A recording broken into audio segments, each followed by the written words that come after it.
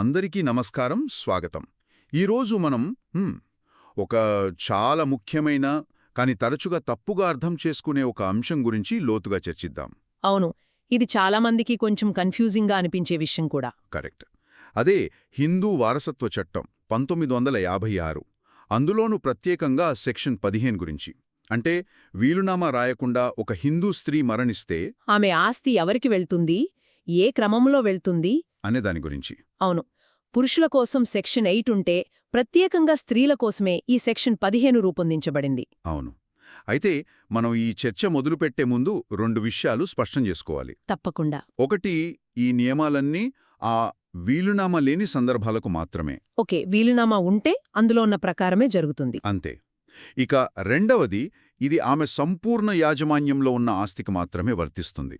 ఒక నిమిషం, ఈ సంపూర్ణ యాజమాన్యం అనే పదాన్ని కొంచెం వివరిస్తారా? అంటే సులభంగా అర్థమయ్యేలా. తప్పకుండా. సంపూర్ణ యాజమాన్యం అంటే ఆ ఆస్తి మీద ఆమెకు పూర్తి హక్కులుంటాయి. అంటే ఆమె దాన్ని అమ్మొచ్చు, బహుమతిగా ఇవ్వొచ్చు, తన ఇష్టప్రకారం ఏమైనా చెయ్యొచ్చు. అంటే ఎలాంటి షరతులు ఉండవన్నమాట. అవును, పరిమిత యాజమాన్యం లాంటిది కాదు. సో ఆమె పూర్తి హక్కుదారులైన ఆస్తి గురించే మనం మాట్లాడుతున్నాం. ఈ చట్టం వారసులను ఒక స్పష్టమైన 5 అంచెల ప్రాధాన్యత క్రమంలో పెట్టింది. సరే, ఆ 5 వర్గాలేమిటో విడమర్చి చూద్దాం. మొదటి హక్కు ఎవరికి ఉంటుంది? ఒక ఉదాహరణ తీసుకుంటే బావుంటుందేమో. మంచి ఆలోచన. రమ అనే ఒక సాఫ్ట్వేర్ ఇంజనీర్ అనుకుందాం. ఆమె వీలునామా రాయకుండా మరణిస్తే ఆమె ఆస్తికి మొదటి హక్కుదారులు ఎవరు? సరే, మొదటి ప్రాధాన్యత ఆమె పిల్లలు మరియు భర్తకుంటుంది. పిల్లలు అంటే కొడుకులు కూతురులు ఇద్దరూ వస్తారా? ఇద్దరూ వస్తారు. కొడుకులు, కూతుర్లు. అంతేకాదు, ఒకవేళ ఆమె కంటే ముందే వాళ్లలో ఎవరైనా చనిపోతే ఓ, వాళ్ల పిల్లలు. అవును, వాళ్ల పిల్లలు. అంటే రమకు మనవళ్ళు, మనవరాళ్ళు అన్మాట. వాళ్లు కూడా వస్తారు. ప్లస్ భర్త. ఎగ్జాక్ట్లీ. వీరందరూ మొదటి కేటగిరీ. అంటే వీళ్లందరికీ ఆస్తి సమానంగా చెందుతుందా? రమకు ఒక కొడుకు, ఒక కూతురు, ఒక భర్త ఉంటే 3 భాగాలవుతుందా? ఖచ్చితంగా. ముగ్గురికి సమాన వాటాలుగా ఆస్తి సంక్రమిస్తుంది. ఇక్కడ చాలా ముఖ్యమైన నియమమేంటంటే, ఈ మొదటి తరగతిలో ఒక్క వారసుడున్నా సరే, ఒక్కరున్నా చాలు, ఆస్తి మొత్తం వాళ్లకే చెందుతుంది. ఇక తర్వాతి తరగతికి వెళ్లే ప్రసక్తే లేదు. ఓకే, అక్కడతో ఆగిపోతుంది. మరి ఒకవేళ మొదటి తరగతిలో ఎవరూ లేకపోతే, అంటే మన ఉదాహరణలో రమకు పిల్లలు లేరు, భర్త కూడా ముందే చనిపోయారనుకుందాం. ఇక్కడే అసలు చిక్కుముడి మొదలవుతుంది కదా. అవును, మొదటి తరగతిలో ఎవ్వరూ లేనప్పుడు రెండవ ప్రాధాన్యత ఆమె భర్త యొక్క వారసులకు వెళ్తుంది. భర్త వారసులకా? అవును, అంటే ఆమె భర్తకు చట్టబద్ధంగా వారసులెవరైతే ఉంటారో వారికి. ఉదాహరణకు అత్తగారు, మామగారు, ఆడబిడ్డలు, మరిది, వాళ్ళందరూ వస్తారా? వాళ్లందరూ. ఆ కుటుంబానికి ఆస్తి సంక్రమిస్తుంది. ఒక్క నిమిషం, ఇది కొంచెం ఆశ్చర్యంగా ఉంది. అవును. అంటే రమ తన సొంత సంపాదనతో కొన్న ఫ్లాట్ ఆమె సొంత తల్లిదండ్రులకు కాకుండా ముందుగా భర్త వారసులకి వెళ్తుంది. అత్తమామల కుటుంబానికా? ఇది చాలామందికి తెలియని విషయం అనుకుంటా. మీరు చెప్పింది నిజం. దీన్నే చట్టనిపుణులు పితృస్వామ్య ప్రాధాన్యత లేదా పెట్రిలీనియల్ బయాస్ అంటారు. పాతకాలపు ఆలోచనలు అనిపిస్తోంది. ఒక రకంగా అంతే. 1956లో ఈ చట్టం చేసినప్పుడు పెళ్లి తర్వాత స్త్రీ పూర్తిగా భర్త కుటుంబంలో కలిసిపోతుందనే భావన ఉండేది. దానికిది అద్దం పడుతుంది. దీనివల్ల వచ్చే సమస్యలెలా ఉంటాయి ఆచరణలో? ఆలోచించండి. తన చివరి రోజుల్లో తల్లిదండ్రులను చూసుకున్న ఒక కూతురుంటుంది. ఆమె సంపాదించిన ఆస్తి ఆమెకు పిల్లలు లేకపోతే ఆ తల్లిదండ్రులకు రాకుండా ఎక్కడో దూరంగా ఉన్న భర్త కుటుంబానికి వెళ్తుంది. అవును, ఇది కేవలం ఆస్తి బదిలీ కాదు, ఎమోషనల్ బాండ్స్ను కూడా చట్టం పట్టించుకోవడం లేదనే వాదన ఉంది. అర్థమైంది. సరే, ఒకవేళ భర్త తరపున కూడా ఎవరు లేకపోతే? అప్పుడు మూడవ ప్రాధాన్యత ఆమె తల్లి మరియు తండ్రికి వెళుతుంది.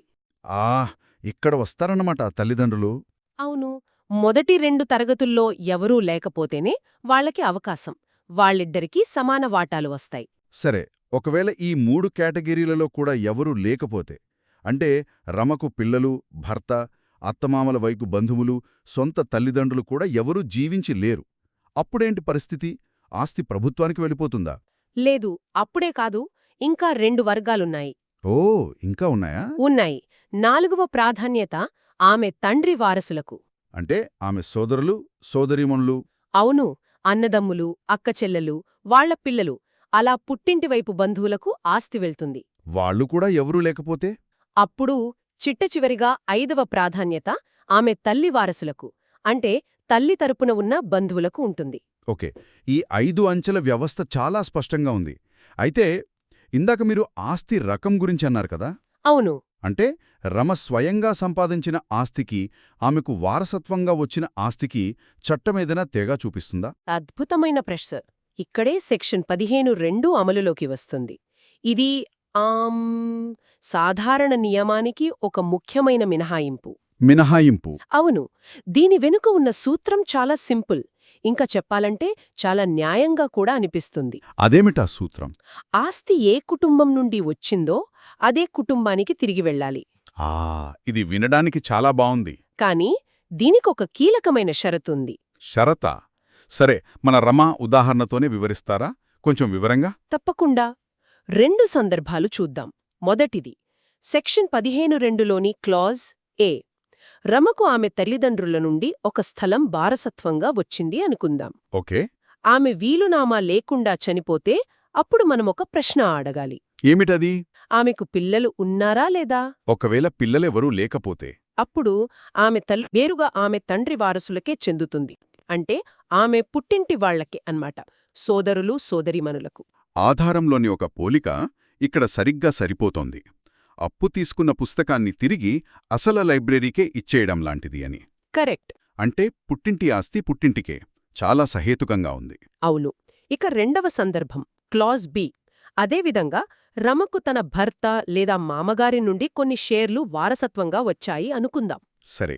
ఆమె కూడా పిల్లలు లేకుండా మరణిస్తే ఆ షేర్లు ఆమె పుట్టింటికి వెళ్లకుండా నేరుగా భర్త వారసులకే వెళ్తాయి. ఎగ్జాక్ట్లీ. మెట్టినింటి ఆస్తి మెట్టినింటికే అనమాట. ఈ పోలిక బావుంది. అయితే ఒకవేళ ఆ పుస్తకానికి ఆమె స్వయంగా బంగారు అట్ట వేయిస్తే? అంటే పుట్టింటి నుంచి వచ్చిన ఆ చిన్న స్థలంలో రమ తన సొంత డబ్బుతో కోట్లు పెట్టి ఒక పెద్ద ఇల్లు కడితే? అప్పుడు దాన్ని ఎలా చూస్తారు? మీరు చాలా లోతైన విషయాన్ని అడిగారు. ఇది చట్టంలో చాలా సంక్లిష్టమైన అంశం. ఆస్తి స్వరూపం పూర్తిగా మారిపోతే ఏం చేయాలనే దానిపై స్పష్టమైన నియమం లేదు. అప్పుడు కోర్టుకు వెళ్లాల్సిందేనా? అవును. ఇలాంటి కేసులు న్యాయస్థానాల వరకు వెళ్తాయి. ఆస్తి మూలమేది, ఆమె చేకూర్చిన విలువ ఏది అని కోర్టు నిర్ణయిస్తాయి. కానీ ఇక్కడ మనం గుర్తుంచుకోవాల్సిన అతి ముఖ్యమైన విషయం ఒకటుంది. ఏమిటది? ఈ సెక్షన్ 15(2) మినహాయింపు అంతా ఆమెకు పిల్లలు ఉన్నారా లేదా అనే ప్రశ్న చుట్టూనే తిరుగుతోంది. పిల్లల ఉనికి అంత ముఖ్యమా? చాలా ముఖ్యం. రమకు ఒక్క సంతానం ఉన్నా సరే ఈ ప్రత్యేక నియమాలు అస్సలు వర్తించవు. అంటే ఆస్తి ఆమెకు పుట్టింటి నుంచి వచ్చినా మెట్టినింటి నుంచి వచ్చినా తను సంపాదించినా ఏదైనా సరే అన్నీ మొదటి నియమం ప్రకారమేనా? అవును. అన్నీ సెక్షన్ 15(1)(a) ప్రకారమే. ఆమె పిల్లలకు భర్తకు సమానంగా చెందుతాయి. పిల్లలు ఉంటే ఈ మినహాయింపులు పక్కకు వెళ్ళిపోతాయి. ఈ నియమాలు చాలా వివరంగా ఉన్నాయి. కానీ ఇవి దేశవ్యాప్తంగా ఒకేలా ఉన్నాయా? కేరళ రాష్ట్రం దీనికొక సవరణ చేసిందని సమాచారం ఉంది. అది దేని గురించి? అవును. ఇది కేవలం కేరళ రాష్ట్రానికి మాత్రమే వర్తించే సవరణ. 2016లో వాళ్లు సెక్షన్ 15(2)కు క్లాజ్ సిని జోడించారు. Clause C? అవును. ఇది ఒక చాలా ప్రత్యేకమైన అరుదైన పరిస్థితిని పరిష్కరించడానికి ఉద్దేశించబడింది. కేరళ మాత్రమే ఈ సవరణ ఎందుకు చేయాల్సొచ్చింది? ఇతర రాష్ట్రాల్లో ఇలాంటి పరిస్థితులు ఎదురవ్వలేదా? బహుశా ఈ ప్రత్యేక పరిస్థితికి సంబంధించిన కేసులు కేరళలో ఎక్కువగా కోర్టుల దృష్టికి వచ్చి ఉండవచ్చు. ఆ పరిస్థితేంటో మన రమ ఉదాహరణతోనే చూద్దాం. సరే. రమకు ఒక కొడుకు అజయ్ ఉన్నాడు అనుకుందాం. దురదృష్టవశాత్తు అజయ్ తన తల్లి రమ కంటే ముందే మరణించాడు. ఓహ్ పాపం. చనిపోయేటప్పుడు అజయ్ తన ఆస్తిని తన తల్లి రమకు వారసత్వంగా ఇచ్చాడు. ఆ తర్వాత రమ కూడా మరణించింది. ఆమెకు అజయ్ తప్ప వేరే పిల్లలు లేరు అనుకుందాం. అవును. ఇప్పుడు అజయ్ నుండి రమకు వచ్చిన ఆస్తి ఎవరికి వెళ్తుంది? ఒక్క నిమిషం. ఆమెకు పిల్లలు లేరు. ఆస్తి భర్త నుండి రాలేదు, తల్లిదండ్రుల నుండి రాలేదు, కొడుకు నుండి వచ్చింది. కరెక్ట్. అంటే ఇది సెక్షన్ 15(1)(2) క్లాజ్ ఏ లేదా బి కిందకు రాదు కదా? రాదు. అప్పుడు సాధారణ నియమం ప్రకారం అంటే రెండో కేటగిరీ ఆమె భర్త వారసులకు వెళ్ళాలి. సాధారణ చట్టం ప్రకారం మీరు చెప్పింది 100% కరెక్ట్. ఆస్తి ఆమె భర్త సోదరులకో సోదరీమణులకో వెళ్తుంది. కానీ కేరళ సవరణ ప్రకారం అలా కాదంటారా? కాదు. ఇక్కడే ఆ ప్రత్యేకత ఉంది. ఈ సవరణ ప్రకారం ఆ ఆస్తి ఏ కొడుకు నుండి అయితే ఆమెకు సంక్రమించిందో ఆ పొడుకు వారసులకే వెళ్తుందా? అవును, ఆ కొడుకు వారసులకే నేరుగా వెళ్తుంది. అంటే అజయ్కి పిల్లలుంటే ఆ ఆస్తి రమ మనవళ్ళు లేదా మనవరాళ్లకే వెళ్తుందన్నమాట. ఖచ్చితంగా. దీని ఉద్దేశం వారసత్వ కొనసాగింపును లేదా లీనియేజ్ కంటిన్యూటీని కాపాడటం. అంటే ఆ కొడుకు శాఖను రక్షించడం కోసం. సరిగ్గా చెప్పారు. ఆస్తి పక్కదారి పట్టి ఆమె భర్త యొక్క ఇతర వారసులకు వెళ్లకుండా నేరుగా ఆ కొడుకు పిల్లలకే చేరేలా ఈ సవరణ చూస్తోంది. ముగింపుగా చెప్పాలంటే సెక్షన్ 15 ఒక స్పష్టమైన 5 అంచెల ప్రాధాన్యత క్రమాన్నిస్తుంది. ఇందులో మొదటి ప్రాధాన్యత ఆమె పిల్లలకు, భర్తకు. అవును, తిరుగులేని ప్రాధాన్యత వాళ్లదే. కాని ఆస్తి వారసత్వంగా వచ్చి ఆమెకు పిల్లలు లేకపోతే మాత్రం ఒక ముఖ్యమైన మినహాయింపు వస్తోంది. అప్పుడు ఆస్తి ఏ మూలం నుండి వచ్చిందో ఆ మూల కుటుంబానికే తిరిగి వెళ్తుంది అనే సూత్రం వర్తిస్తుంది. అవును, ఇక కేరళ సవరణ అయితే ఈ సూత్రాన్ని మరింత బలోపేతం చేసింది. కొడుకు నుండి వచ్చిన ఆస్తిని అతని వారసులకే చెందేలా చేసి ఆ వారసత్వ గొలుసును కాపాడింది. ఈ మొత్తం చర్చ మనకొక ఆలోచన రేకెత్తిస్తోంది. ఏమిటది?